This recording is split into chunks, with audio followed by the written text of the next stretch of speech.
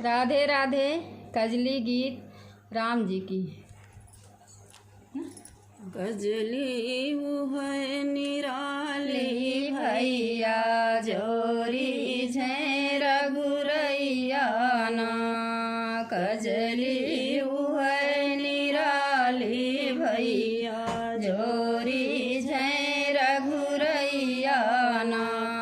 कजली गाँव है कौशल्या रानी। कजली गाँव है कौशल्या रानी। सो है गोद राम सुखदानी। सो है गोद राम सुखदानी। हंसी हंसी लेत बलैया ना। लल्ला उछल उछल गोदी से चाल चले घुटनैया ना। लल्ला उछल उछल गोदी से चाल चले घुटनैया ना। गजरी है निराली भैया जोरी झे रघुरैया ना। कजली गाँव नीलगिरी वाले। कजली गाँव नीलगिरी वाले। बाल के ले रसिया मत वाले। बाल के ले रसिया मत वाले। राजा की अगनैया ना। राम लला संग खियल करते परमानंद लुटैया ना। राम लला संग खियला करते परमानंद लुटैया ना।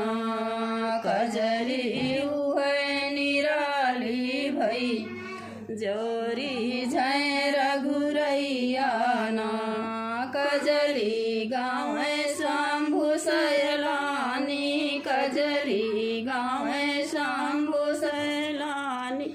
ऐसे प्रेम भक्ति रस सानी। ऐसी प्रेम भक्ति रस सानी। अनहद धन जनवैया ना। जिनके मन मानस माँ बिहरे पूरा ब्रह्म रमैया ना। कजली हुए निराली भैया जोरी झे रघुरैया ना। कजली गाँव अंजनी नंदन। कजली गाँव अंजनी नंदन। जिनके बस में हुआ रघुनंदन। जिसके बस में सिया रघुनंदन। लाखों देते बलैया ना। मधुर मधुर धुन गर जय बरस स्वागत में सुर रैया ना। कजली है निराली भैया जोरी झे रघुरैया ना। कजली गाँव संत सब न्यारे। कजली गाँव संत सब न्यारे। मंदिर मंदिर झूला डारे। मंदिर मंदिर झूला डाले। झूले यज्ञ जग सैया ना। शीतल मय सुगंध शोभित पान चल पुरवैया ना। शीतल मंद सुगंध शोभित पान चल पुरवैया ना। कजरी गाँव कजरी है निराली भैया जोरी झे रघुरैया ना। इसीलिए तो हरिदास जी।